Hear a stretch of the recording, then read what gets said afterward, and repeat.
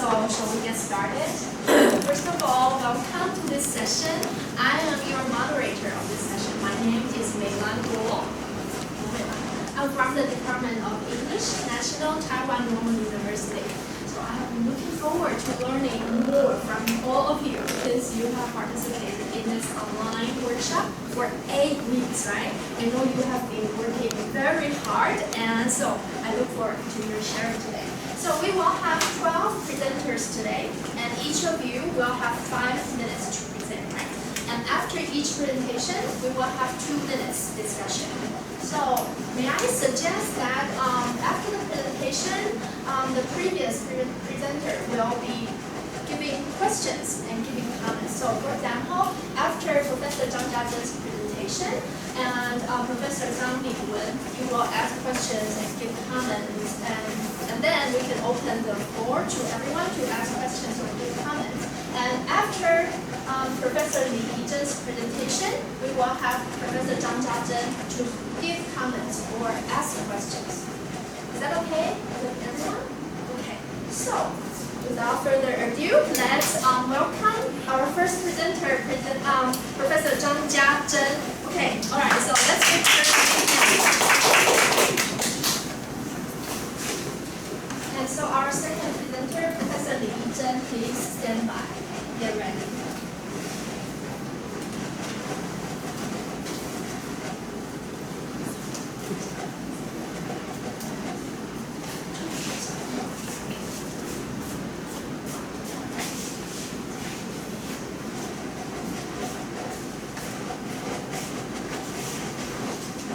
Hello everyone, I'm very happy to be here to share my idea.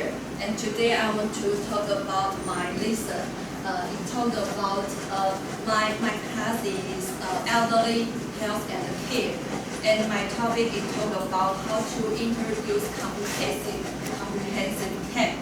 Care means complementary and alternative medicine for elderly people. And I also have 2 learning objectives for students. The first one is I hope they have able to identify and list 2 concepts of care, and I hope they can share their feeling of care and how to use that in the future for elderly people. But before this class, they also have 2 limitations. The first one is there are some medical information for them, and they may be hardly, they may be difficultly to understand, and they may also lack of some experience for elderly people. So they maybe have to make more idea for discussion. And there are 4 activities in my class. The first one is warm up. Before this class, before this lesson, I share some keywords with my students, some like acupuncture or herbal medicine or aromatherapy like that. And I share some keywords for students. I give them 5 minutes to discussion. They can search that online or they can discuss that innovation with each other. And finally, the second tool is mini lecture topic. I use my PowerPoint and introduce some theory or concepts of care, and I also share with how to use that in the future, and I talk about how to maybe their applications and the benefits or barrier, how to use that. And then finally, and the third part, we talk about interactive activities. During this part, I bring some teaching material, just like herb medicine, such as rose flower, lavender, or some flowers, and I give all students, and I ask them some questions. Have you ever tested that before? And how do you feel about when you have some herbal medicine? How will you use that for elderly people? And they are very, my students were very happy because they're very happy about they can test that in my class. And I also suggested that they can add some hot water to their cup, and they can test the herbal tea by themselves. But my topic is how to use that for elderly people in the future. So I also asked them about, how do you feel when you drink that tea? And do you know that herbal tea has many medical functions? Maybe they can improve your mental health, or you can talk more about yourself. And finally, many students feedback, and they have more positive feedback with me. They also very happy to feel very feel relaxed in my class. Finally, I also have some summarize. Okay. And at this part, I hope students can give me some feedback. And I asked them about how do you feel, how will you use that for elderly people in the future. Maybe you will use that in your home or community or long-term care centers. And they also have some suggestions with me, feedback with me. Finally, talk about my assessment. I think after this class, students can have more positivity feedback with me, and I also hope they can have more learning motivations about hemp or use herb medicine in the future.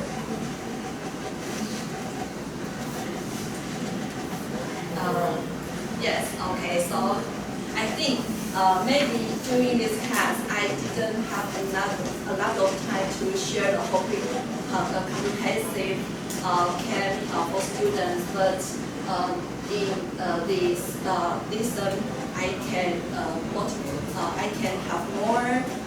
Maybe they have more curiosity about camp, and they will use that in the future. Okay. Okay, that's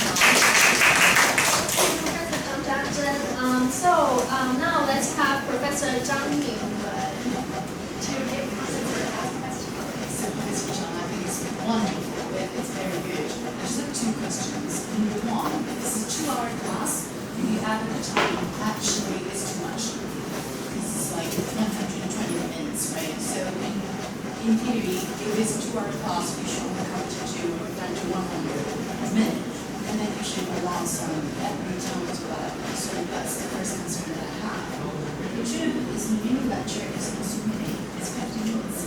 So I'm just wondering, I mean, your students are great, your students probably are much better than mine. How do you keep the students engaged in that 50 minutes? That's another concern that I have. But in addition to that, I think it's a very wonderful class, it's very attractive, it's very thank you so much.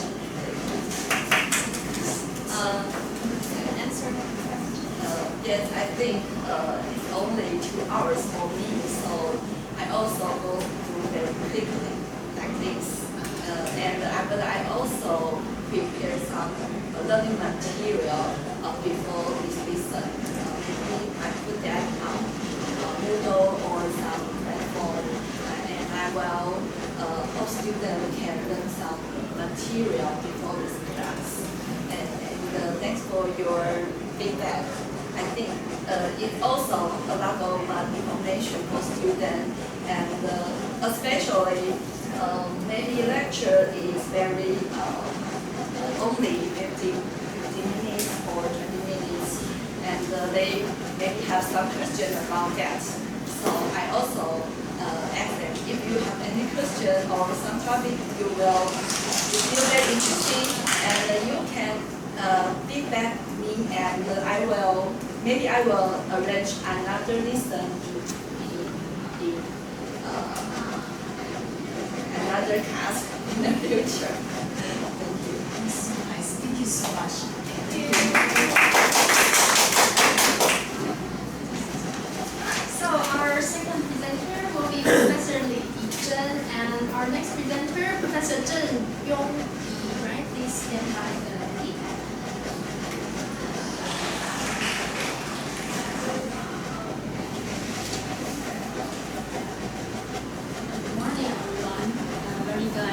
share my lesson plan here. And the topic of my lesson plan is human resource management. And topic is Maslow's hierarchy of needs and motivation. It's a required core course in my department. So I will have 70 students, maybe A2 level English. And I think I will prepare other EMI tips such as vocabulary sheet.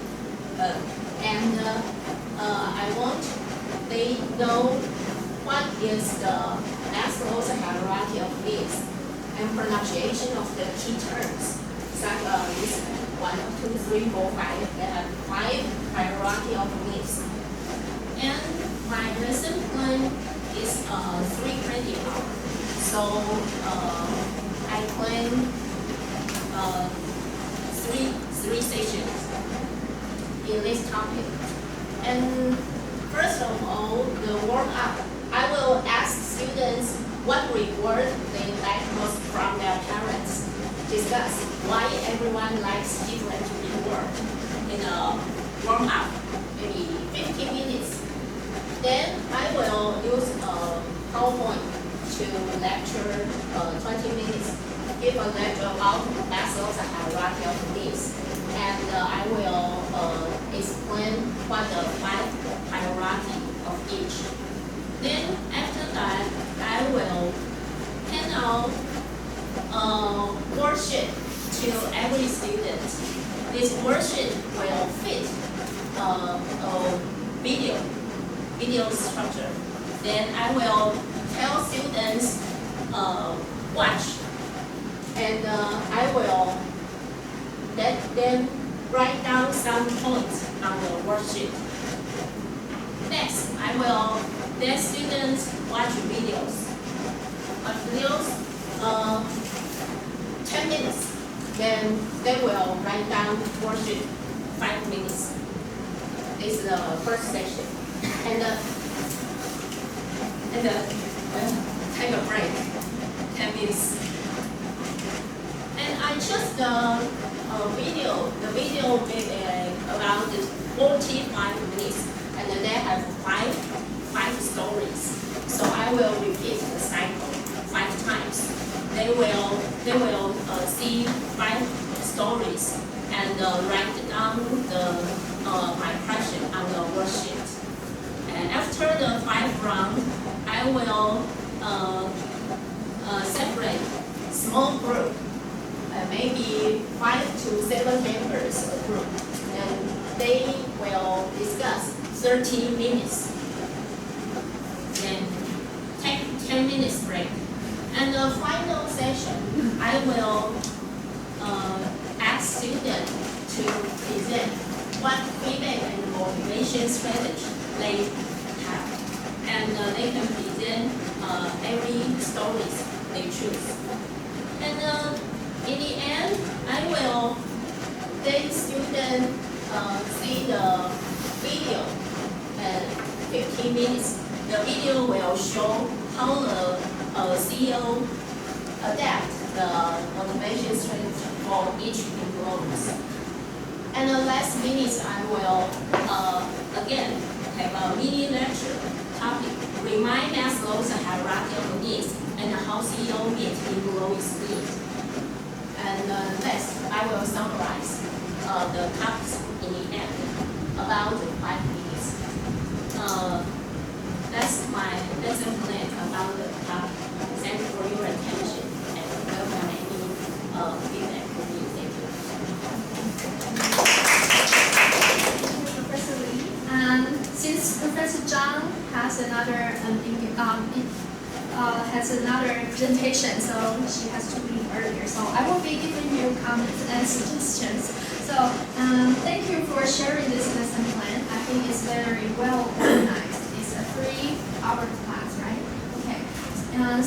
And I like how you started with your warm-up activity with asking students what rewards they like, because it's related to their personal experiences. So I think students, they can relate to their experiences, and so they can get a great engagement in your class. And also you ask them why everyone likes different.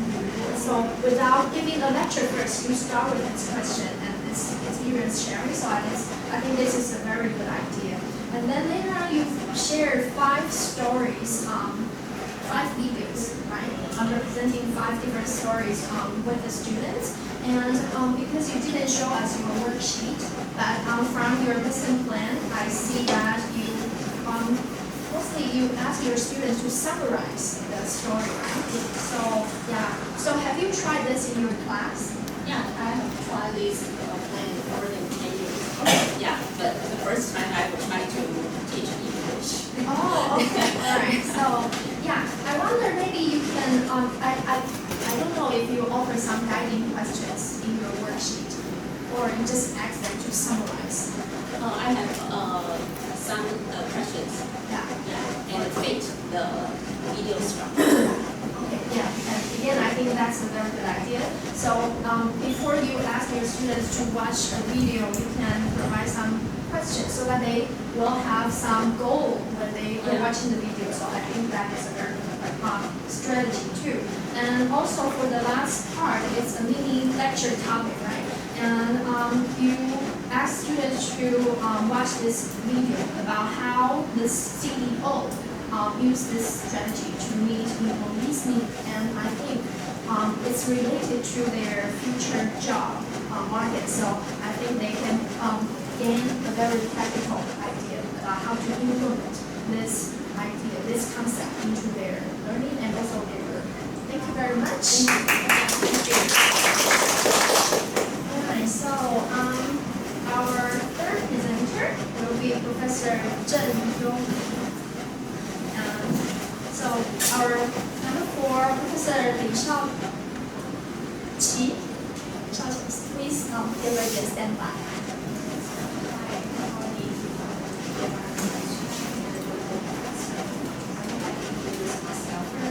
My name is Yomi Zheng. I work at University, and first of all, I would like to thank the office of our university at International Taiwan University for such valuable opportunities to learn about Taiwan. And during these 8 weeks, my training courses, I learned a lot. And for example, how to build ER courses and how to manage the class. So, and my most significant improvement was in the area of the classroom management and the students' supportive strategies. Let's talk about classroom management. So, as we know, the hard part of the teaching for current teachers is improve students' engagement in the classroom. So, especially for asking introverts to integrate in the class. So, one day after my class, my student stopped to my office, and he talked about his feeling about my class. And he told me that he was enjoyed the activities with his peer and the teacher in the class. And he also mentioned us, the introvert like him, having a safe space to speak about, make him feel comfortable. So what I did was group them into a group of 2s and then ask them to share their feeling and how they feel about, and also the strong point of the other group mate with each other, and also the goal they would like to achieve in the future. So students proactively share what they want to achieve and also share what they think about others. So his feedback meant me a lot because it also reminded me what I learned from the EMI strategies in these programs. So create a safe and comfortable for students in the class. So another successful strategy I used in my class was content mapping. So my teaching subject is functional chemistry. So I use content mapping for 20 minutes before the end of the class.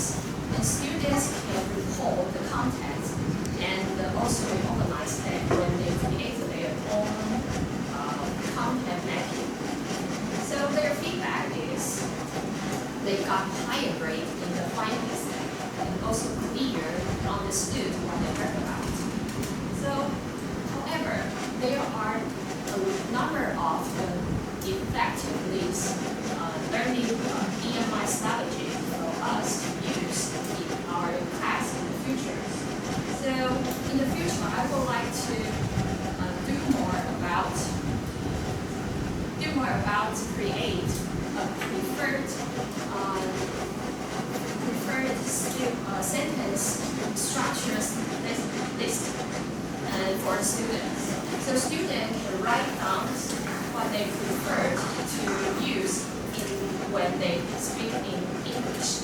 So the others is to use the online resource to help them understand how to use specific terms in communication. So in the future, that's the thing I would like to do, and also that's my feedback. And thank you for your attention. Alright, so Professor, please. For your journey, I've learned a lot, and I'm curious about how can we improve students' engagement and attention to our lecture or self-activities. Because when we do the group activity, I will join them in the group each day and talk with each person in the class. So I can know that they are engaged or not. And if the teacher can group in them and talk with them, the student will be more feedback or share what they think. Students may slide their iPhone and just look. Because our activity, everyone has to talk to each other, so they have no time to check their phones. I know that's the problem when we have like a large number of class. So it's the problem with students in the class that use the phones in the class. So yeah, this is the issues right now, but I still have no too much way to increase this situation. But I will try to do like a mapping or ask student a question. Or walk around class. So I think that the student will feel like, oh yeah, the teacher is coming. So I'll have to shine my phone or stop playing with it. So I think that will be the way to do it. Thank you so much.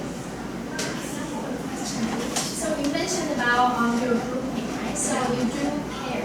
Yeah, do pair. So do they work with the same person all the time, or you will switch their partners? So I will not switch partner, but I will not switch partner because we have many questions. So it's between the topic we talk about is more like private or weekend. How do you feel about your friends? So if someone has a favorite with your friends, the thing is fun. If they are not know each other, it's hard to do this. So they will choose their own partner. Yes, they choose their own. So we have one more minute. I have one more question because I'm so curious about the content mapping. Yeah, I do content mapping because my mentioned chemistry actually is very hard to, even though it's you teaching in Chinese, students hard to catch the content immediately. So what I do is I make a map. So So this have some side circle and then some link together. So make a feeling the relation between two drugs or the symptoms of the drug or the how to cure this disease. So students more easily to catch the concept in the class.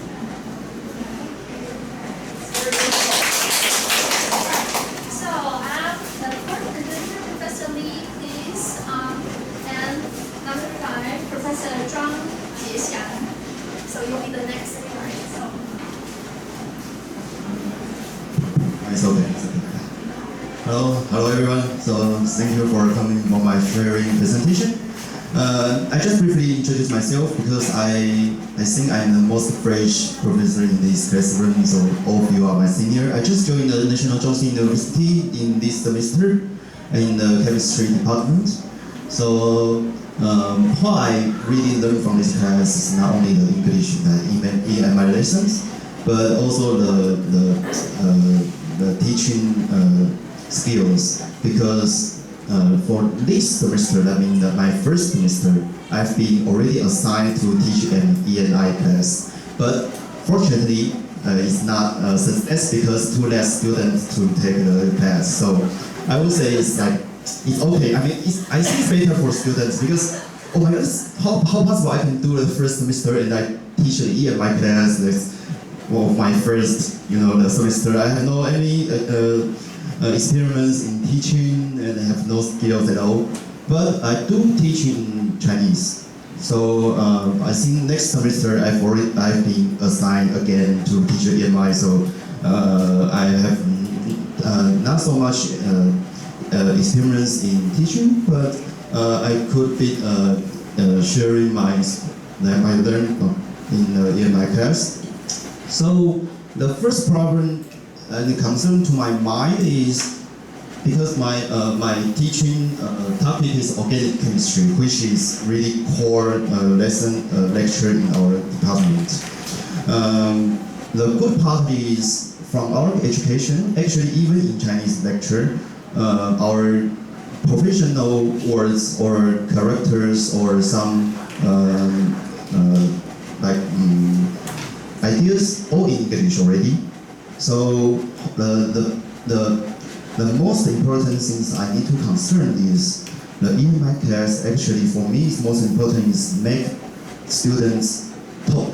They need to open their mouths to say something, right? So as you can feel like my English also not so really professional, but I dare to say something, right? So I work to encourage students to speak, but I think most of us, we all have the education in Taiwan.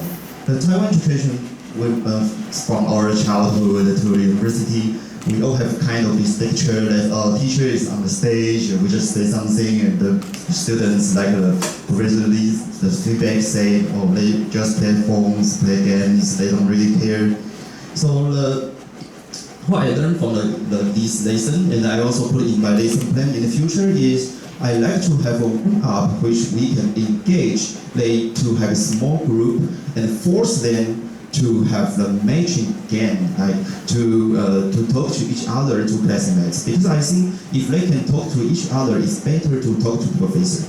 They would have some pressure, even I'm younger, but they still have some, distance to you. So if I can force them to have some small groups and make them to have some ice-breaking activities, I think it's a good part to help them to interaction and start to speak English. As I say, our professional lecture actually has mostly English already. So I also put my to the structure name or some provision knowledge in English. However, I will force them to speak and playing games and give me the feedback. Like I will ask them about, I will give them some flashcard, okay, to make the structure naming, because the naming of the structure is quite important in our organic chemistry. With different structure, like acetone has different name. So in the beginning, I just give them some flashcard and make them have the interaction activities. Then after the discussion, I will give them like a mini lecture topics. Like I can ask them the questions by the cards, or I will go to the different the small groups to ask them what they learned, and I also ask them the questions, and they need to answer me by English. Okay, so in this method, I hope they can start to speaking English and use the English to conversation, to discussion. Okay, so I also learned from EMI that we can use also some digital software or some technology to help them for learning. So here I also combine some 3D moleculars, like you can use some molecular or some elements in the like this whiteboard, and to give them some ideas in the 3D structures in the space. Okay, so also combine with the Kahoot to give them a quiz to have some interaction with me. I mean, at least they still need to talk to me, right?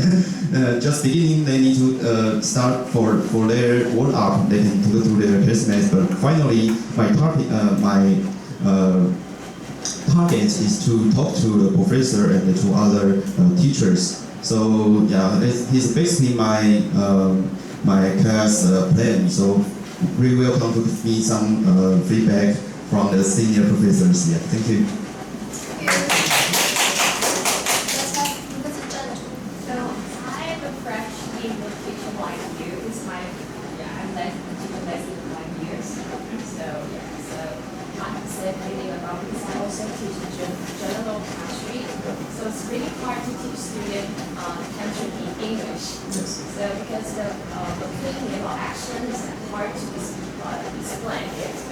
So my question is for my situation, I think about how to use digital tools and to engage students, and also what kind of question you design for the student, because it's really hard to design a student on the screen and ask student, because sometimes I don't know, sometimes it's hard for me to write, to ask student a simple questions. So, do you have any comment on that? Yeah, it's also a very good question. So, I think in the limited time, we all know that I think the most difficult thing is we teach in Chinese. Even we teach in Chinese, sometimes they cannot get your idea. So, we have to somehow reduce the difficulty of the lecture. We need to separate some time in English. So the question is, you ask me how the question I ask. So the example here, I show the naming. So use the naming of the structures or some easy questions, I think, or can combine with the textbooks quiz. Then they can easily to answer the questions. And because we need to reduce the difficulty. Otherwise, it's really hard to force them to speak English, because if they don't get your idea, how dare they speak English, right? And even in Chinese, it's really hard. I think it's the problem we need to face. Thank you very much. So your students sit in groups? Yes, I hope so. I plan to, but not yet. Okay, yeah, so you plan to do that? I plan to do that, yes. How big is the group size? I think 3 to 5. I don't want to be too big, because for my experience, if more than 5, then some people will hide in the group and they don't say anything. Like, oh, you guys talk and I don't join the group. So the group, I think 3 is too small, but 5 is probably better. I think so. Yeah. Thank you very much. Thank you. Absolutely. So next, Professor Zhuang, please. And our next presenter will be Professor Xu.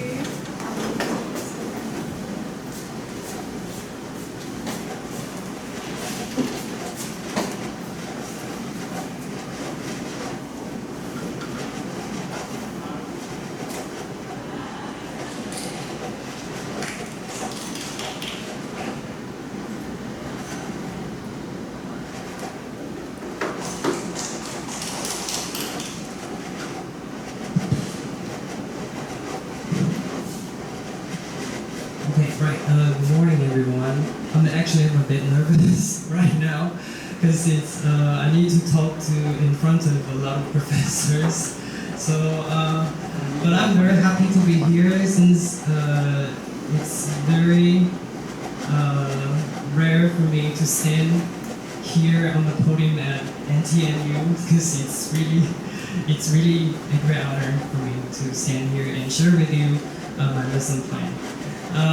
And I've been very happy to take this PD program since I'm quite interested in EMI research and practitioner. I mean, how to implement EMI in different courses. Since my background is English, so sometimes it's really hard to say if I'm teaching English in English classroom or I'm teaching English in non-English courses. And sometimes we really need to identify if we are really teaching in EMI.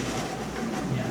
So today I would like to share with you one of the courses I taught before, but actually I'm not a professional in this field, not anymore, because I changed my profession to another field. So, but I've got still some knowledge of it. So I would like to share with you my lesson plan on Introduction to English Linguistics. And today I would like to share with you my lesson plan for 2-hour phonetics course. Okay. So the course accommodates about 40 students whose levels of English proficiency are around B1. The major difficulty could be that they need to acquire the terminology used to describe the speech organs and features of the English sounds. And the learning objectives for my students are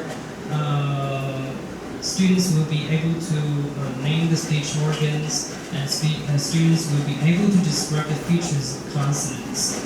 So before I conduct this class, I give my students a keyword list, and for them to preview, okay, beforehand.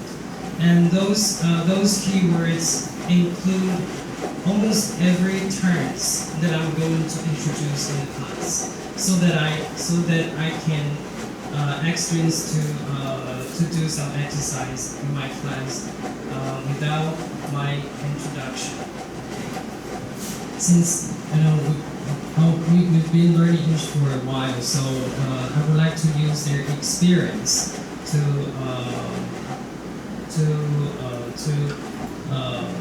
use their experience to ask them to tell me what they have observed in their daily life in terms of English learning. So when I start my class, I would introduce what I'm going to teach today on phonetics. Okay, so including what we are going to learn today, and also the objectives that I want them to fulfill, and also I want myself to fulfill. Okay, in today's 2-hour class, and then I will move on to the warm-up part, and I will show them a video, which is a video on analogical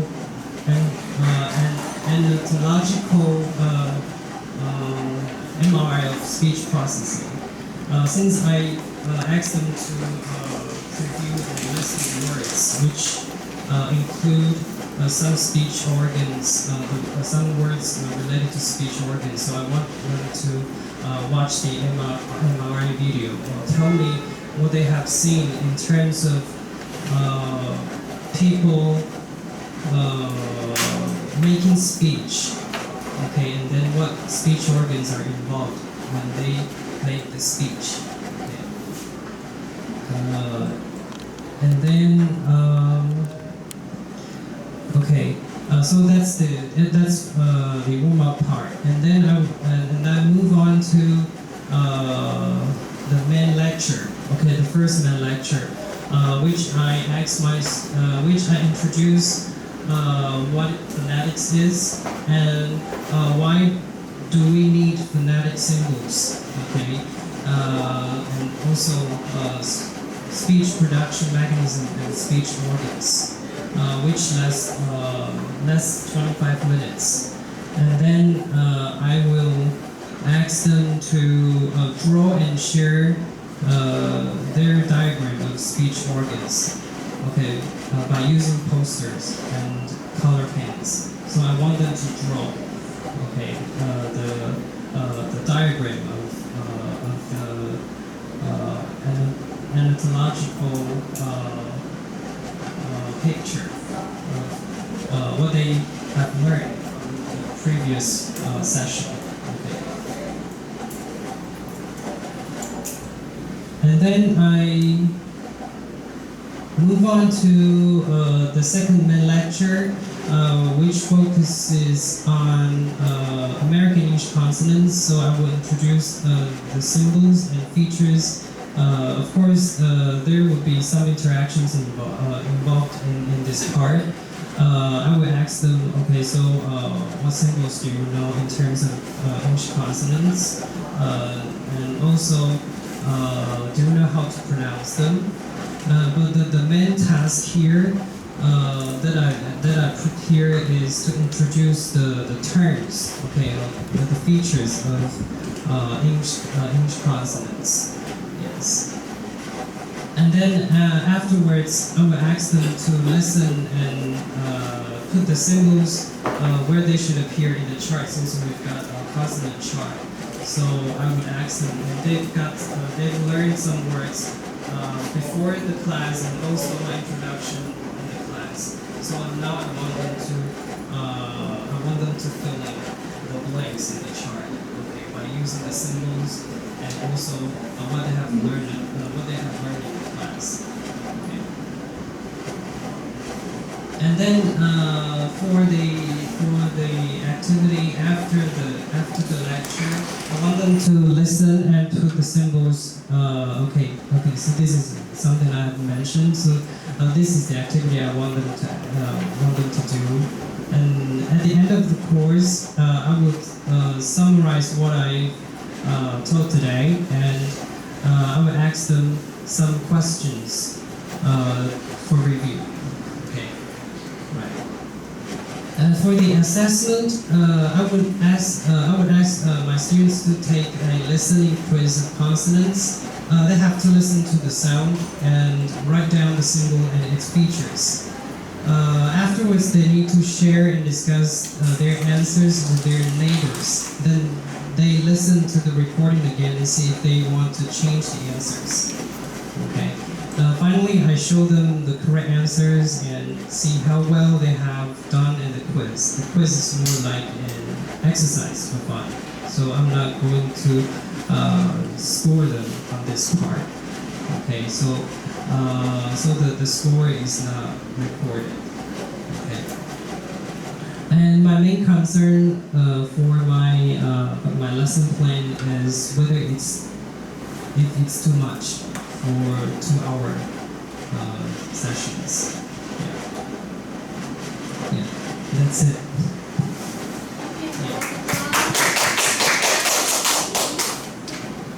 Yes, so it's very interesting to see so many professional lecture in this sharing presentation. So I think it's a really interesting idea that you ask them to draw and share their diagram. But because I saw you have 40 students, but in 15 minutes, once you're planning to make the draw, you will ask them to go on the board, or you will sharing the paper to draw like personal. I will ask them. I will divide them into groups, and because I don't have time for them to draw individually, so I will divide them into groups and ask them to draw the diagram and by using color paints. And I would ask them to put their posters on the blackboard, and so everyone can see everyone's work. of course it's not an art class, but I want, actually the purpose of doing this is to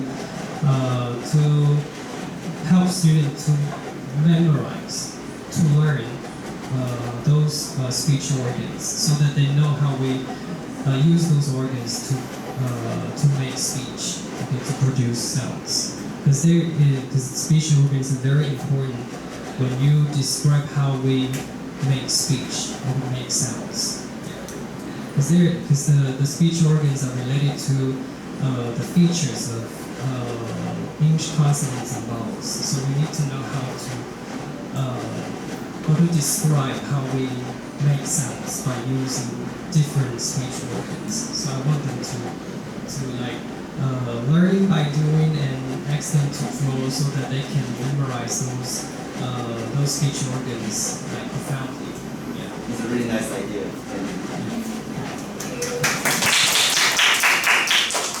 Our next presenter will be Professor Xu Xiaoling and Professor Zhou Yuzhen.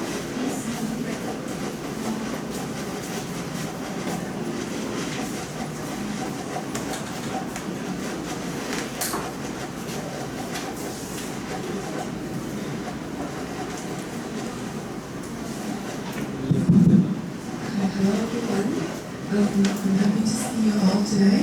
And for here, what I'm going to introduce is my syllabus. Actually, it's my revised one. And as you can probably you cannot tell, this is a course for English for biotechnology. From the title of it, you probably can guess that I'm from 11th Presenter, so I'm a language teacher.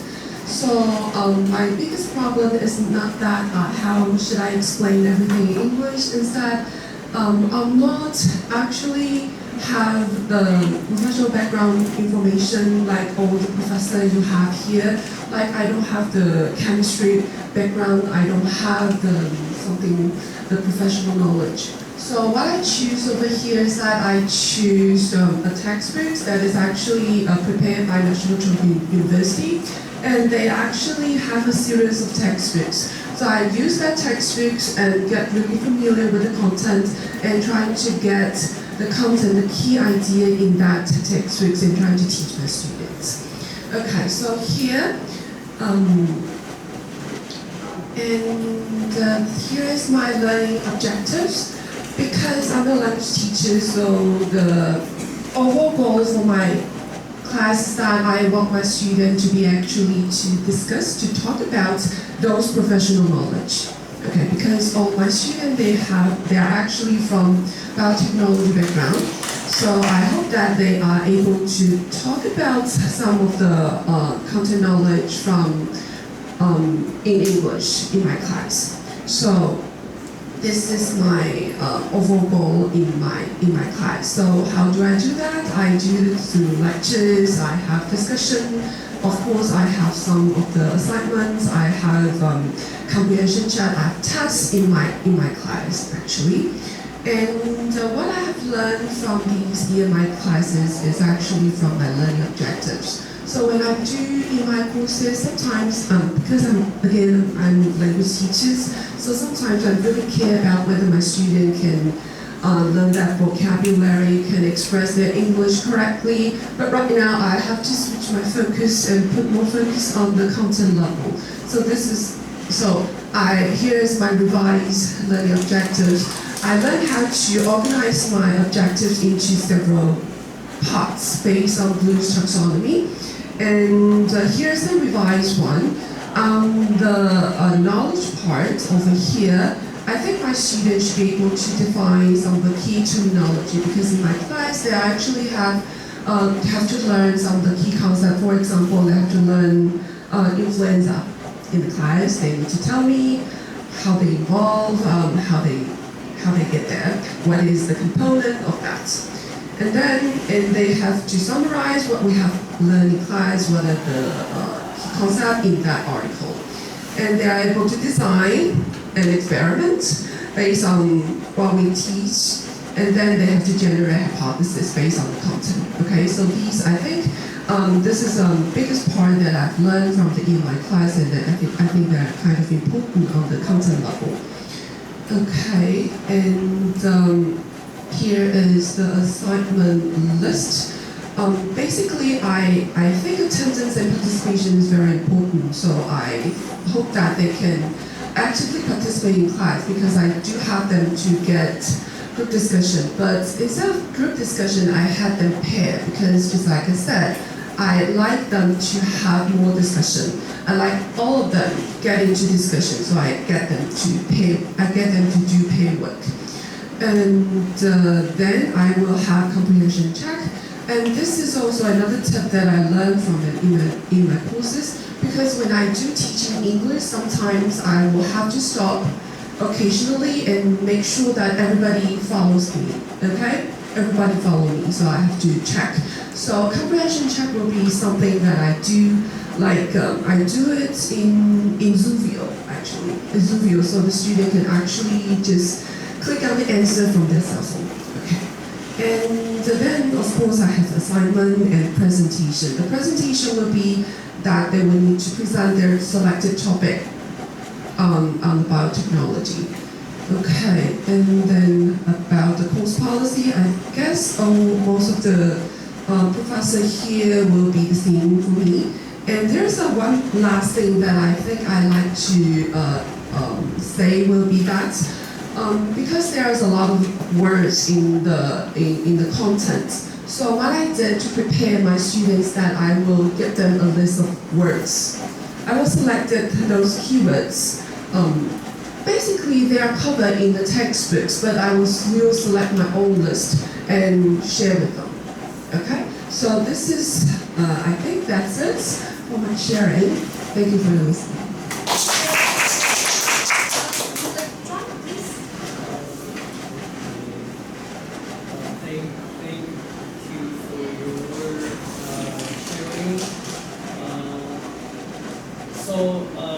In the class, do students, do they need to preview? Yeah, they can do the preview. I didn't ask them to do the preview because I think the content is not, it's quite difficult, I would say. I say the content is quite difficult because although those students are from biotechnology, but not all of them familiar with the selected topic in the textbooks. So I will presume that they know nothing about it.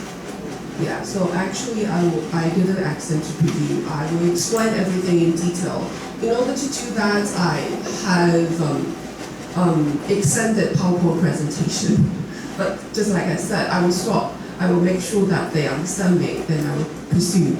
I have a lot of pictures, just like previous professors say, sometimes it's difficult to explain very simple words. So I prepare some image, some pictures to explain the concept. Something I'm curious about is, since I was teaching at a medical university, not in Taiwan, in China, and my colleague told me that actually sometimes students would not argue, but would tell the teacher that they say something wrong in English or the meaning they explain to them is not correct. But I'm not sure if it happens in your class. No. Yeah, luckily no.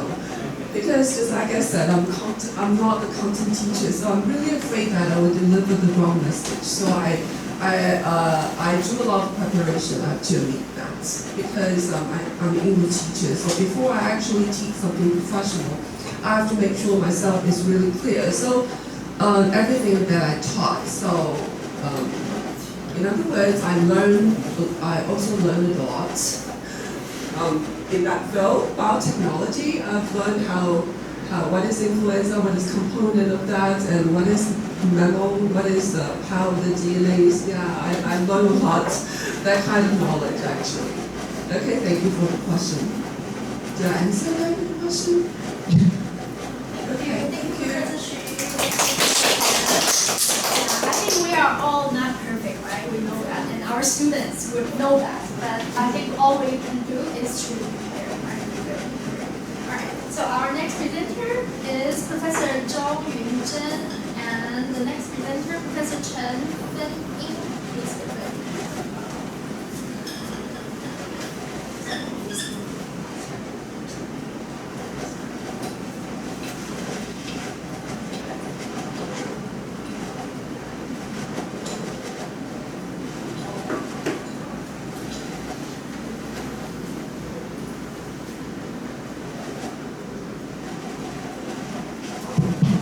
Hello everyone, it's my pleasure to be here to share my assignments during the past 8 weeks.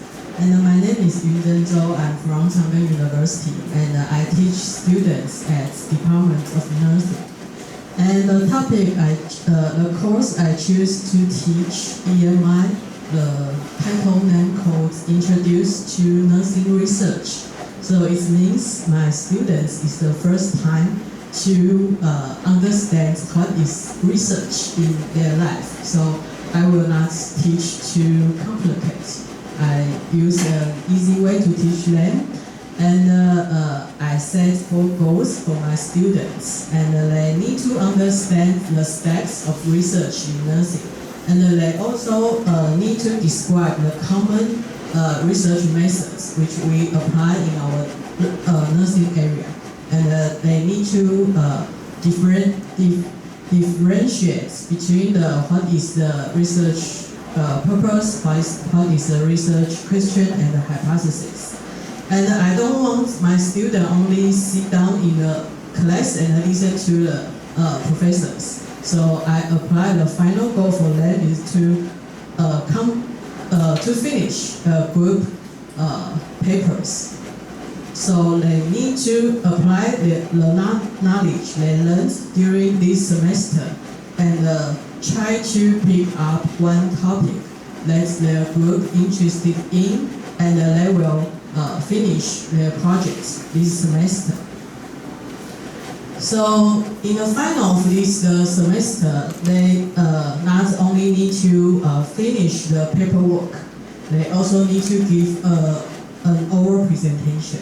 Yeah, so I think this is best beneficial for students to exhibit their outcomes in this class.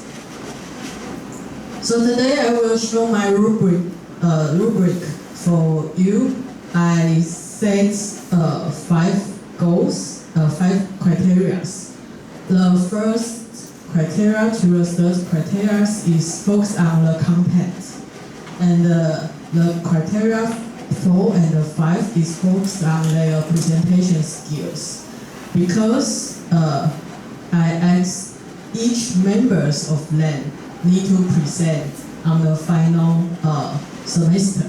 So not any student can speak any one words during this semester. They need to try to do something. Yeah. So in the criteria 1, I focus on the topic they choose because there are so many research methods, but we focus on nursing. So I will let them know if their topic is really relevant to nursing area. Yeah. So this is the first criteria for them. If it can match in the nursing area, they will be scored at level 3. It means the 3 points. Yeah. If they are somewhat less relevant, maybe it be level 2. Okay. And the criteria 2 is assess about the knowledge and understanding of the research, maybe research methods, how's the research question design and the hypothesis. And so it's also separated into 3 levels. And if the students can comprehensively apply the knowledge into their reports, they will get the 3 points at this part. And if they are only adequate, not too comprehensive, maybe they can catch some, but not too much, not comprehend, they can get 2 points. And if they demonstrate only limited content, and they will get 1 point. And the criteria 3 is about the research content and depth. this is want to show how they understand the knowledge and how they can apply it practically into their research context. So if they can demonstrate throughout all the research content that they need to understand during this semester, they will get 3 points. And if they only get adequate, moderate level, they will get 2 points. Yeah. And in the criteria 4, it's focused on their speaking skills and confidence. Yeah, and I will share with my student, maybe your English ability is not good, but you can use your words, and you can also try to write down some words before you give presentation, but you need to show your confidence on the stage. Yeah, so in these criteria, if the student can display high confidence and accurate speech, and they will get 3 points. And if the student only show moderate, maybe moderate levels of confidence, they will get the 2 points. And if they struggle with the speaking and they don't show with the confidence, they will get the 1 point. And in the final criteria, it's about the presentation, organization, and the clarity. If they can speak it very clearly and well organized to make audience can understand their content. If they can match this level, they can get 3 points. And if somehow organized but not really clear, maybe get 2 points. And if they lack organization, they will get 1 point. And this is my rubric design for the course. And that's all my presentation. Thank you for your listening. Okay, Professor Xu, please. Thank you. Thank you for the wonderful presentation. And I'm interested in this rubric. So you're telling us that this is about for the whole course of private presentation. Sorry? Sorry, this table Yeah. is for the whole course or for the final presentation? For the final presentation. For the final Yeah. presentation. Yes. So,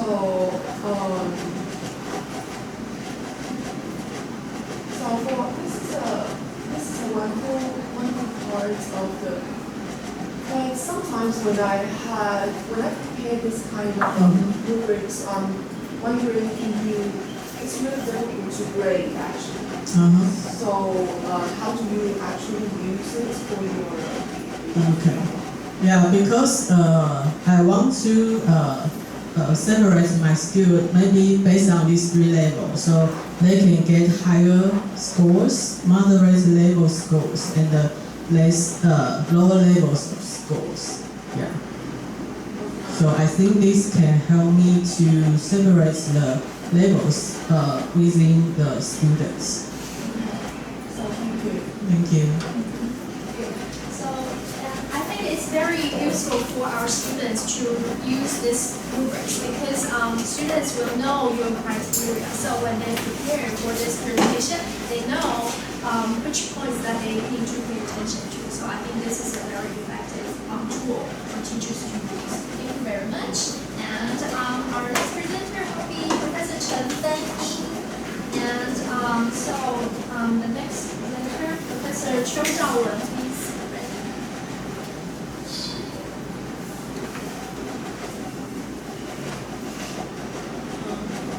Good morning, ladies and gentlemen. My name is Wen Chen. I am teaching at the Department of Finance at世新University. I have no experience in teaching my course. So I'm appreciating to have the opportunity of attending the EMI training course. From Model 1 to Model 8 in the training course, I have a learned many skills of teaching EMI course. Take example, creating a syllabus. In addition to the basic item of the syllabus, I I also understand the details of the students and the course policies, as well as the principles of classroom management that need to be included in the syllabus. Moreover, I am aware that Emi is to teach contents, not English. From the feedbacks of my group members, I know my shortcoming of the syllabus and made a modification to the syllabus, especially highlighting in the section in green as follows. The revision is for course description and the student learning objective. I adapted the details to describe features and options, the course, and the next is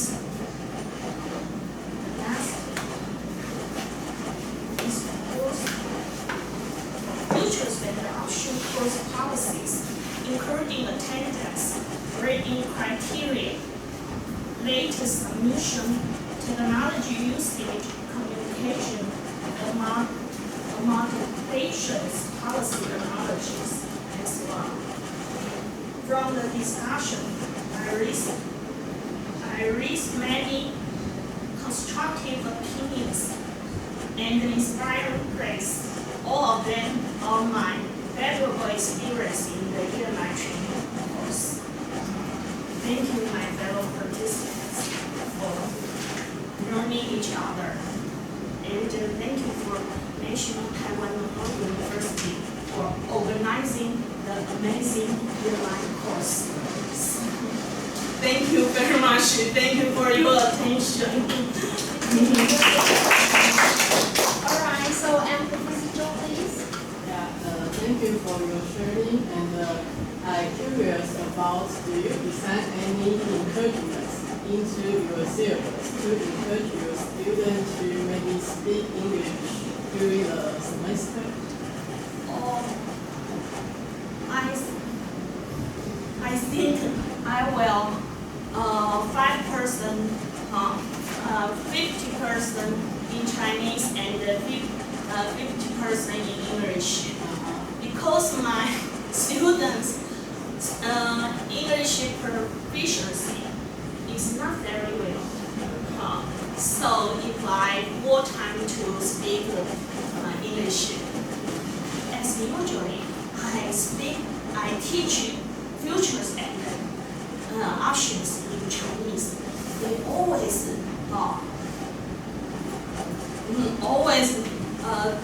don't not understand what I say. So I think that in the future I can use 50 in Chinese and 50 in English, or more than 50 in Chinese, or less than 50 in English, step by step.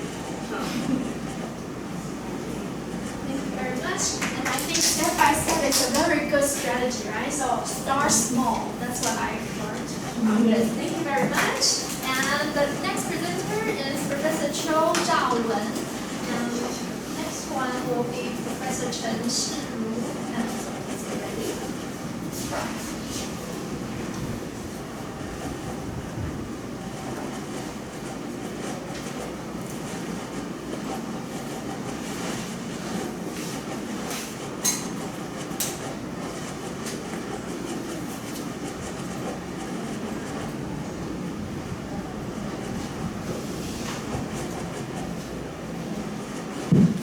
Okay, good morning everyone. My name is Qiu Zhaowen. I teach at the Holistic Education Center, Furen Catholic University in New Taipei City. Today I will share my rubric for evaluating student presentation in my class. The class is entitled English for General Science Intermediate. The rubric is part of an ESP project, English for Specific Purposes project, to enhance student language proficiency and collaborative learning. So I will talk about the course background and also the criteria, 6 criteria in the rubrics, and also how I revise the rubric along with the class, okay, for today's presentation. Okay, so first I would like to talk about the class background information. Okay, so the class targets sophomore students from the College of Science and Engineering. And the main learning objectives, there are 3. Number 1, use scientific vocabulary. And number 2, improve reading and listening skills. And number 3, deliver professional presentations. So number 1, for use scientific vocabulary, students will be able to accurately use new vocabulary terms related to scientific and engineering communication in written and spoken context, especially for their future career development. And number 2, improve reading and listening skills. Students will be able to summarize the main ideas and details from scientific texts and listening passages. Actually, preparing for lesson plan, I believe you guys learn a lot from this course because we need to make learning objectives very concrete and measurable and observable. And yeah, so the most important objective for this rubric is that students will be able to create and deliver professional presentations on scientific and engineering topics, demonstrating clear organization and effective communication skills. So today I will focus on this part. Okay, so next is about the assignment description. Okay. So the ESP project, English for Specific Purposes project, focuses on active learning strategies to increase language proficiency and produce collaborative learning outcomes. So each group selects a topic related to their own department's expertise or general scientific knowledge. Okay, so for me to easier to understand what they are talking about. Okay, so what they did for this project, number 1, they researched the topic, and number 2, they consult with the instructor, me, and prepare and practice their presentation skills. Okay, what they did for the project. So next, I'm going to talk about the 6 criteria for the rubric. Okay, so this is the learning outcome for me to revise what I use for evaluating the presentation. So, as I mentioned, there are 6 criteria. Number 1, content. Content is about understanding the topic with accurate and detailed information. So, expert, proficient, and novice. Okay. So, number 2, the second criteria is organization. Organization is about clear progression of ideas throughout the presentation. And number 3, language. Language is to evaluate students' advance of use of language with few errors and rich diversity. And number 4, delivery. Delivery is to evaluate students' strong eye contact, clear voice projection, and engaging delivery. And number 5, group collaboration, active participation and contribution from all group members. And the last one, critical thinking. Critical thinking is to evaluate students' high-level analysis and critical thinking related to the topic. Okay, so actually this is the rubric I used this semester. This is the latest version. So how I got this latest version. So for this assignment, actually, we have to ask feedback from our fellow colleagues. So I wrote, I would appreciate feedback on the clarity and comprehensiveness of the rubric criteria and descriptors. So I received several feedbacks and suggestions from our colleagues, especially from Dr. John. I would like to give special thanks to him because to help me to make this rubric much better to use in my class.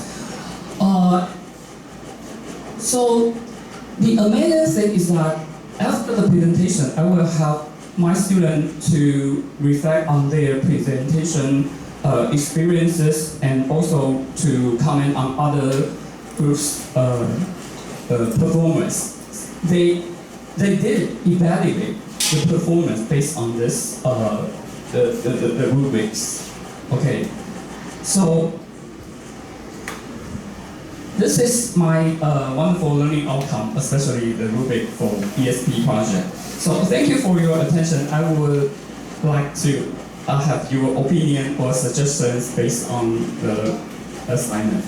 Thank you. Thank you, Professor Cho, for showing us another good example of rubrics. Now we will invite Professor Chen. Thank you, Dr. Zhou. I enjoy your presentation. Basically, this presentation covers all key points of the rubric. And I have a question. Your course name, English for General Science Intermediate. The course is focused on English or General Science Intermediate. Now, because I'm a language teacher, sorry, I forgot to mention that. So the course is actually focused on language development.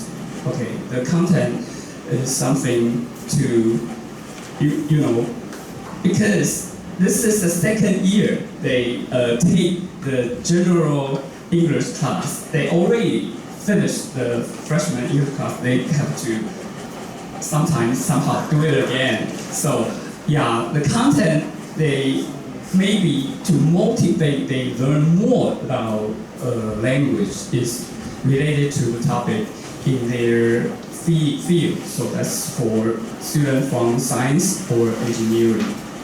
So the course focuses on the development of the language.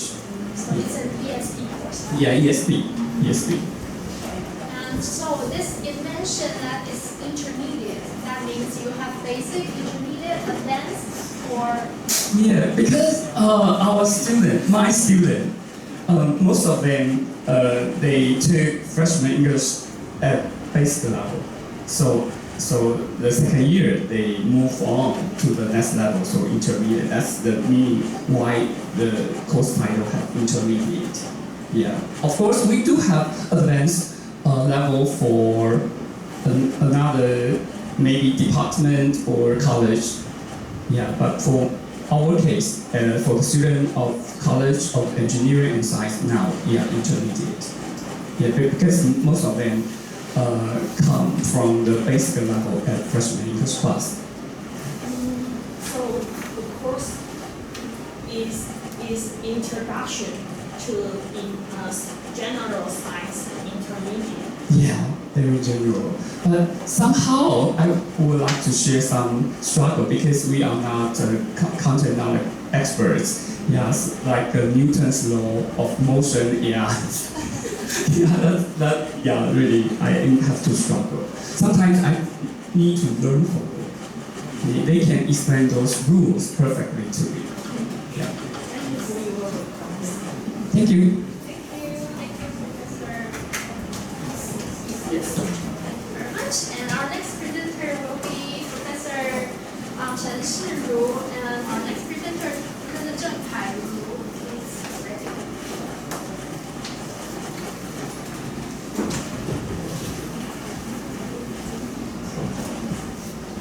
Hello, morning everyone. I'm Chen Shiru. I teach in the Department of Chinese Literature at National Normal University. My research focuses on late Qing Dynasty and modern Taiwan travel literature. Today, I would like to share my syllabus. It's about my course, Travel Literature. I teach this course at both the undergraduate and graduate levels. There are many students from overseas in my classes. And about this course, we'll introduce students to the cultural differences between Chinese and Westerns by reading the travelogues of Taiwanese travelers. And it's a true critic course. There are about 15 to 16 students in my classes, mostly taken by the students from the Department of Chinese. But it also attracts a lot of students from other departments who are interested in travel too, maybe sometimes more than 20% to 30%. And this course will encourage students to design travel plans related to literature and to combine the experience of their travel and reading. At the end of this course, I wish students will be able to identify three features of Eastern and Western travel cultures, and to describe more than 3 Taiwanese travel writers' features. About the assignments, one individual midterm report and one group presentation worth 30%, and individual homework and attendance worth 20%. So about my schedule of the course, at the first 3 weeks, students will be introduced to the travel series and the definition about travel literature. And at the 4 to 11 week and 14 to 15 weeks, we will read a lot of different Taiwanese travel literature, such as like San Mao, who traveled to Sahara, and it's a kind of self-finding trip, or the other kind of travel, the grand tour, like Xie Wanglin, who traveled to Xizang by bicycle. So, from the reading of these travelers, at the week 12 and 13 is the group presentation time, and the middle individual report is arranged in the week X. It can be a travel essay or a reading review about travelers. And the group presentation work, I wish each group could introduce one modern Taiwan travelogue and to show their travel plan related to it. The presentation time is about 15 minutes. So that's my syllabus about travel literature. Although it's a course in the Department of Chinese in the Chinese literature, but I also have the same class in the general course. There are more foreigner students, maybe sometimes almost 14 or 12. So one semester I met a lot of foreign students here, and I feel it's so difficult to teach them in Chinese, so I try to explain some complicated content in English, and let's get more feedback and make me, maybe I can teach it in bilingual and to get more feedback and to open more international opportunities to hear.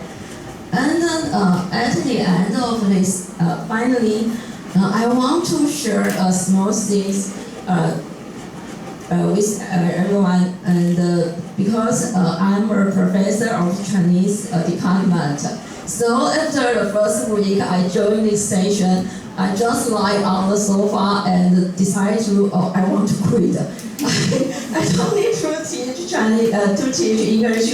When I studied to prepare so hard, I still have 2 conference papers and 4 courses this semester.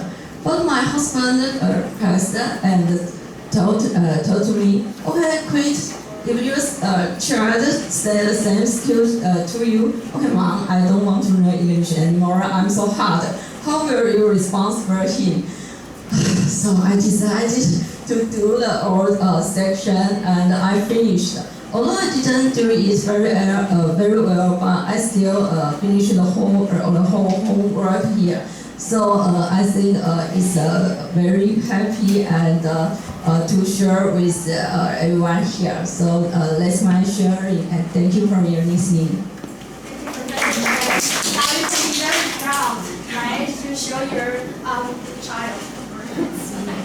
Now, okay, Thank you, Professor Chen. Really, just like Professor Luo mentioned, you should be proud because you fulfill our national bilingual educational policy perfectly. Okay, so just simple one question, because you are teaching the cultural differences, right, as the main objective for this course. I'm curious about, I think this course is to promote or to introduce Chinese culture and maybe some part of Taiwanese culture, right? Can you talk about some cultural barrier or obstacle you encounter to introduce those cultural aspects in English? Also, can you talk about the student body, the student background? More local students or how many international students do you have? Okay, from my, I haven't taught the EMI courses before, but in general course, the travel literature attracts a lot of foreign students, maybe sometimes more than half. So it's difficult to teach them in complicated Chinese content. So I try to find some English version to provide them to read first. And I think it gets more feedback. Because if I only taught in Chinese, they can understand and always just sit down and silently. But when I provide the English version and to compare with each other, they will be more engaged in it. So it's a really different experience for me. And there are about 15 to 16 students in my class.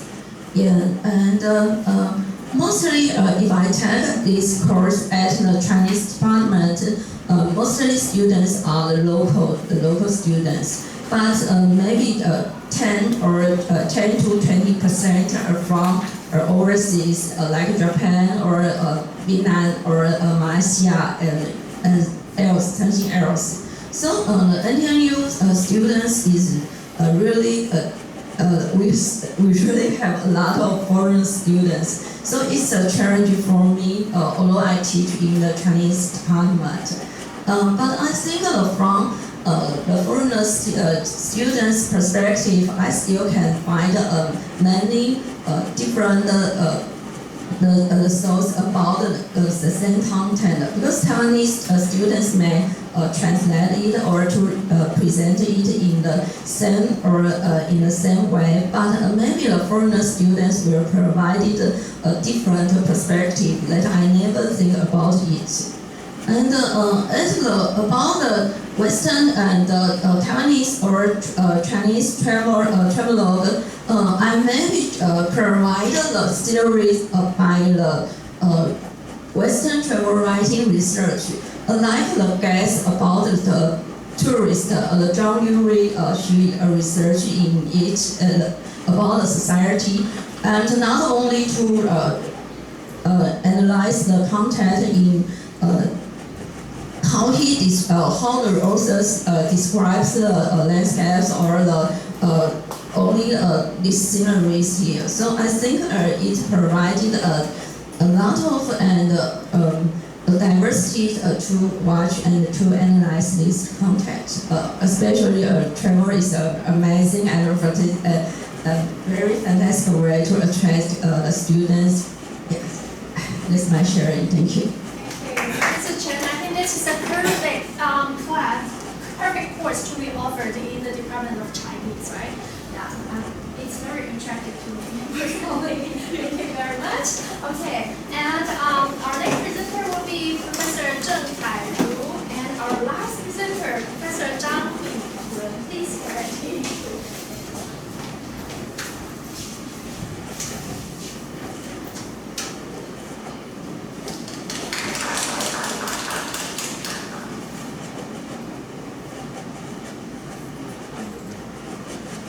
Okay, good morning. My name is Kairu, and first of all, I would also like to express my gratitude to NTNU for providing me this wonderful program to prepare for the EMI course with lots of professional professors here.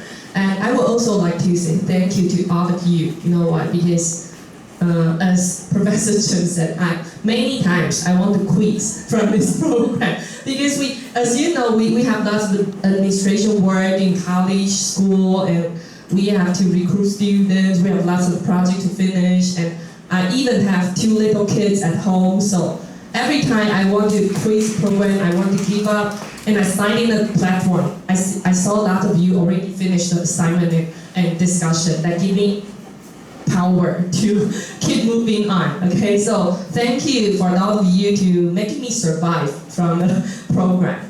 Okay, so today I will just briefly sharing my vocabulary tip sheet and also one of the examples of my vocabulary sheets to students. And I teach in Department of Applied Foreign Languages. Professor John is my colleague.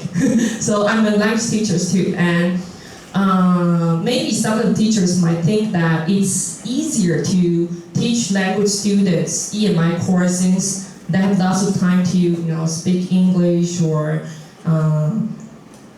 join the classes in English. But in EMI course, we have to ask students to speak or explain or express their opinion in English. That's still a very big challenge for students for all of the department, also for English major students. Okay, and the course setting for me is multimedia English teaching. And also, I didn't have any experience taught in my course. This is my not really my first time, but just prepare for it. The course setting is multimedia English teaching.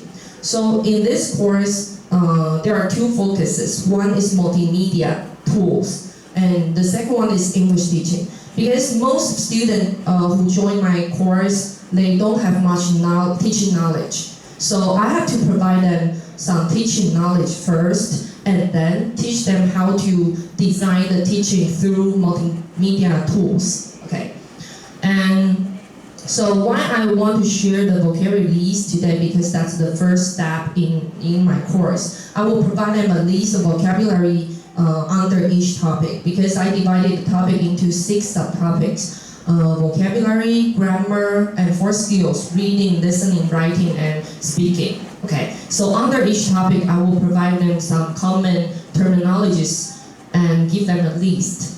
And the terms are related to English teaching, but actually as an adult learner, they already have heard these words when they are learning English previously. But now, because in this course, the objective is they have to know how to teach English. So they still have to learn this word in English, and they need to know how to explain these words in English. So this is the first step I will give them.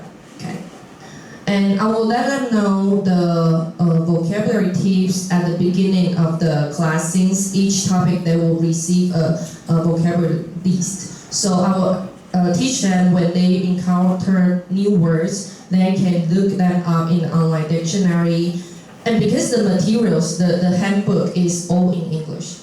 Yeah, so they might encounter some new words not from my vocabulary list. So I ask them to look them up in online dictionary, and I suggest them to use Cambridge Online Dictionary, and they can use to create their own vocabulary list through the website. So that's what I suggest them to use. And second one is learn a new word through context instead of just memorize the word.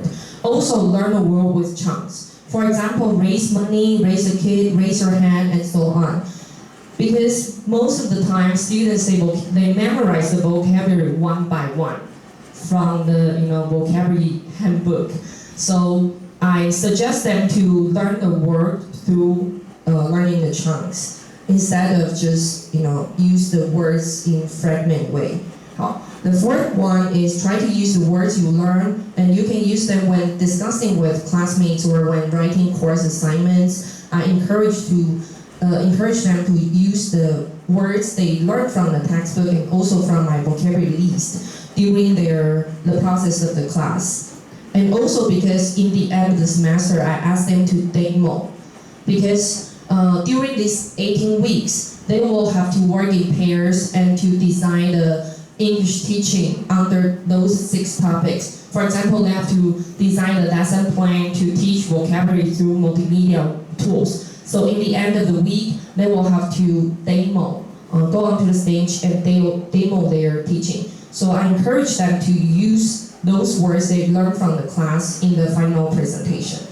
And also, I suggest them to learn the words by affixes. For example, knowing prefix, suffix, and rules can help them how to know how the words is constructed. Okay.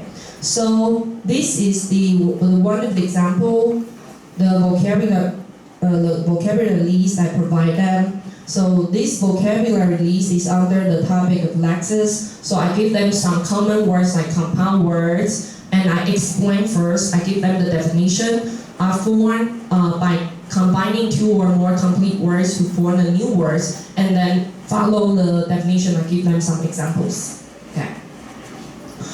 I have to say some of students, they might know this word before the class because they are language students, but some of them still, for example, homonyms and homophone. This is quite strange for them because they didn't heard about these 2 words before the class.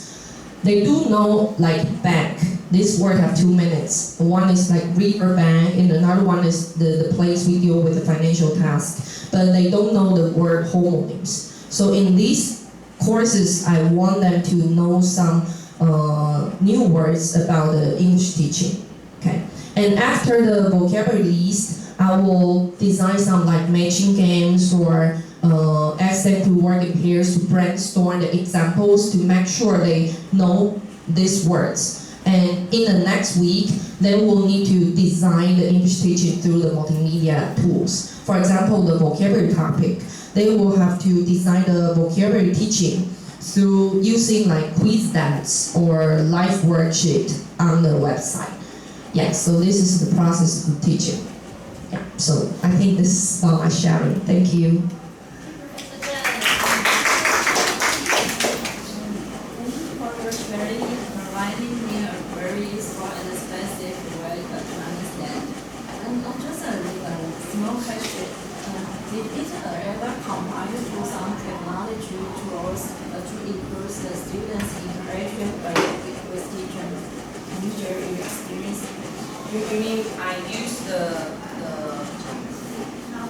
Yeah, of course, because the one objective is they have to use some multimedia tools to design the teaching. So before they start to design, I have to teach them how to use. Yeah, so for example, when they are doing the vocabulary teaching design, I will let them know what kind of tools they can use, like Quizstat, like Kahoot, and I will teach them how to use it first. And then they will start to teach. And then in the final presentation, the demo, they will show the tools and try to use with their classmates. So for example, they designed a Kahoot to teach vocabulary, and they will really use that and interact with their their classmates. Yeah, in the final week. Yes.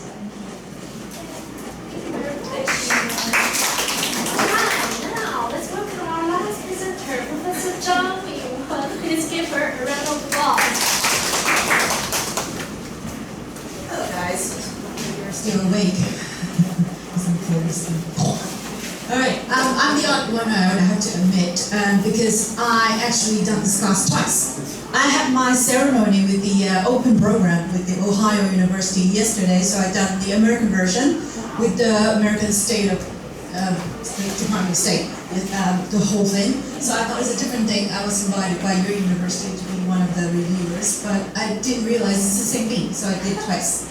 So I kind of like you in pain, oh, it's so much pain. But I got quick both, because it's like, you know, I did the posh one and then your ones, so they're slightly different, but they're very, very similar, like 95% the same, but slightly different somehow. So I was in pain like you, but I kind of survived, so well done guys. So I can be short and sweet. I know you're tired, I'm tired too. Right, so this course is brand management. So this class is part of the project-based learning. So it's a small project out of a big project. My classes are like this. So many of my classes are project-based learning. So what I do is I cut 16 weeks into 6 or 7 units. This is one of the units. This is called sense marketing. Okay, what are the senses that you have? It's a question. Extra points? Anyone? Very good. Eyes and what else? Audio and smell. What kind of smell do you like? Nice ones or the bad ones? Nice ones. Okay, good. And what kind of taste do you like? Do you have sweet tooth? Or do you prefer like, you know, savory ones? No? Yeah. Okay, so those are the senses. So basically this course is trying to tell the students, okay, look, why the brands are using these 5 senses to entice the consumers. And it's divided into 5 or 6 different chunks. The first one is, before we do anything, we do ice breaking. So we put the students into groups. My classes are slightly different. This course, before, I only had 1 or 2 home students. Most of my audiences are native speakers or international audiences. But in recent years, the home students become more confident, so they decided to take this class as well. So now I have roughly half. So what I do is I blend them. I tell them, look, you need to have at least 1 home student or 1 foreign student in the group. And that way they will speak English. You think no. Because some of the Southeast Asian students, they do speak Chinese. So what happened is that if the Southeast Asian students who are really good in Chinese, they will end up speaking Chinese. So anyway, I put them in groups and then I tell them, okay, think about the senses that you experience in your favorite brand. So in each of the classes that I taught, I give them a sort of situation. So if they like Starbucks, okay, Starbucks is your brand, then you choose a brand and you stick with the brand for the whole time. So you need to think about, okay, what do you experience in that brand that you like? Write it down, put on Post-it in your group, and then we're going to play with these Post-it later. So after they've done it, I will tell them, okay, then we categorize. What is visual? Visual. If they don't know. And what is audio? And this is right here. This is right here. And then taste is your mouth. And then ask them to put the Post-it over here so they categorize it. And then we go into the class. Then we start going through, okay, in theory, in audio, these are what the brands do. So you go through the 5 senses, 5 different parts, and then you ask them to share their Post-it on the board. And then ask them, do you think this is right? And then they will start, I think this one's right. Oh, extra point. I think that one is wrong. Okay, extra points. So you have a very interactive course where you have a lot of interactions with the audience as well as the students. And very importantly, these are the brands they like. These are the ideas that come from them. So they will try to be engaged. Instead of me talking blah, blah, blah, blah, blah. Or, no. You play. And then they will remember these things because it's things that are relevant to them. So basically 5 sessions, and after that, we will ask them to fill in or share some ideas on the e-learning system. So we use Tron Class. I think you use your system. But for ours, it's Tron Class. So Tron Class is wonderful. You can play, like, you can have discussions, you can vote, you can do a lot of different things on Tron Class. So what they can do is, in addition to the post-it thing, yeah, this is like interactive, you can also have a record on the e-learning system. Especially for the ones struggle with English. This one is better. But you will need to allow them, so you can open discussions on the Tron Class system, and then they can type their answers. When they type in, they get extra points. So it's like you use different methods to compensate or to cope with the different learning needs or different learning competencies and this sort of thing. All right, so it's very interactive. And this is not it. This is, remember I chop it into like 2 weeks a session, right? This is only the first session of that session. So in this week, we go through it in class. The next week, I take money out of my pocket, courtesy of Sophie. I bring them to, say, Louisa or ATYC, and then we actually give them a handout, and then you tell me, what do you see in the store? And then I say, okay, you can buy a coffee, courtesy of me, or a milk tea if you want, whatever, or you can buy bread if you want. And they will really, use the handout, and they're like, oh, okay, this is what Sophie said. Not really. Then there was start discussion. You don't really see Taiwanese students willing to speak in my courses, do you? But in that case, they would. They would really go and discuss those things they've learned from the previous week. So interesting. So actually, I think this one is probably one of the most loved sessions of the students. So all in all, basically, it's very interactive, and you give them a lot of opportunities to interact.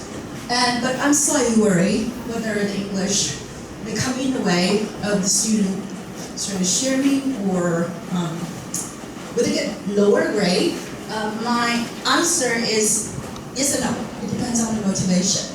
If they're really, really motivated, they can just write post-it and a few words or one word, they will still get extra points. Or if they're willing to say, to share, it doesn't have to be very difficult English. The point is that you let them feel that it's safe. They have the support of their team. They can even teach each other how to say it in front of the class. Or they can just show the class the post-it and then use Chinese is fine as well. But they get a lower grade, lower extra points for that. So it's very interactive. The concern that I have, I kind of solved it in the end, but I think it's very interactive. As to those who are really, they're here for the grade, they're not here to learn. Those students, it's very difficult, to be honest. So it kind of worked and then didn't work in both ways, I have to admit. But that's it. So thank you very much, and it's been wonderful to study with you. You're my support. I didn't quit because of you. Every time I log in, you're done. Oh my goodness, I need to do it again with the open program as well. So thank you, and the floor is yours. Q&As. Well, first in line, Okay, thank you for your sharing. I would like to sign up your course. I like the way you deliver the course. Thanks. Yeah, but there are a few questions. I noticed that the proficiency level of students range from A2 to native speakers. Why? Because look, for our international student, I believe it's a similar thing for private schools. Private schools, look, tsunami is coming. Do you get to choose?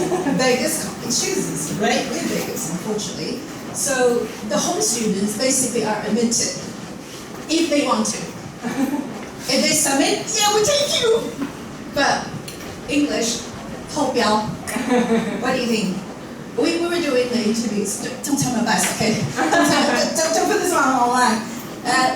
We were doing the interviews a couple of weeks ago. So are you, right? And unfortunately, the students' English grade at school are barely there, barely passing. And then they sign up for EMI program. Our program is slightly different from yours. Ours is completely all the majors and core electives are EMI.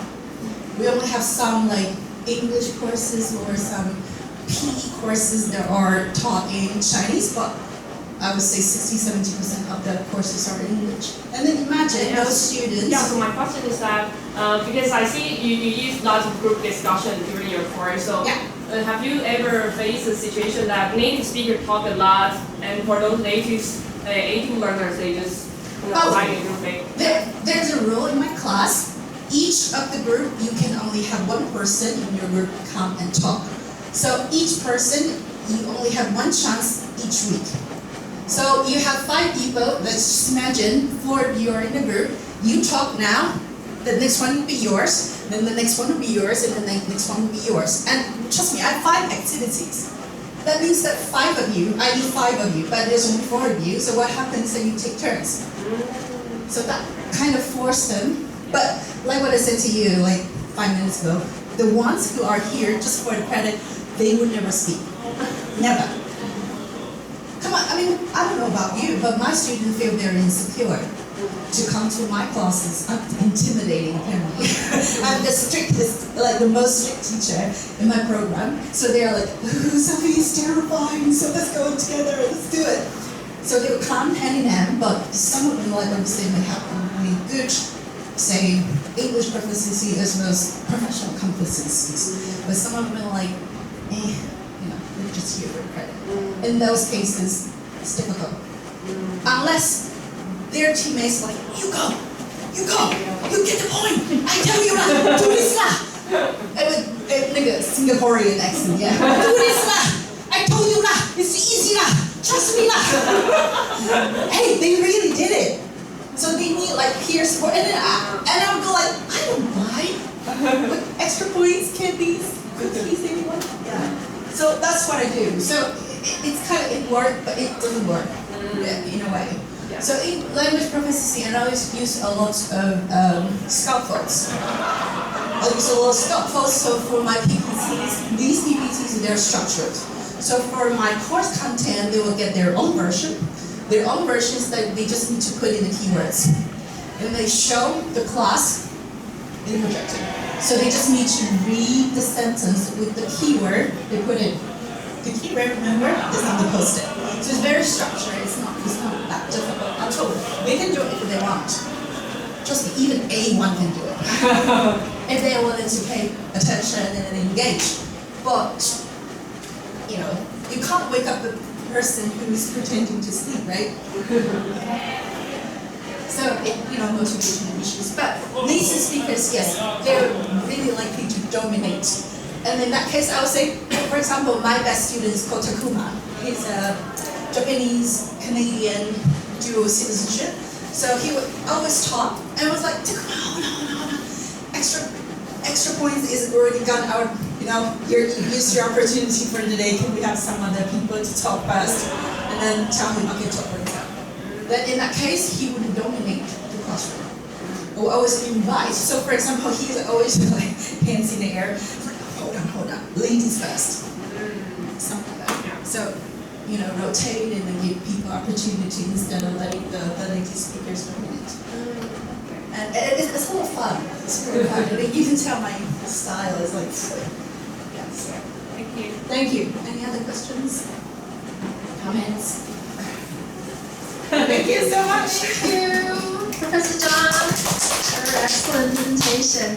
And I must conclude this session by saying thank you, everyone. I think you all deserve a big round of applause for your efforts. And now you should be really proud of yourself, right? Every one of you. 2 EMI, twice. Okay, sample and twice. Yes. Can imagine that. So I have learned so many good ideas and insights from you. Now I'm ready to go home and design the syllabus for my next semester's class. So everyone, thank you, and I really look forward to seeing you in our future events. All right?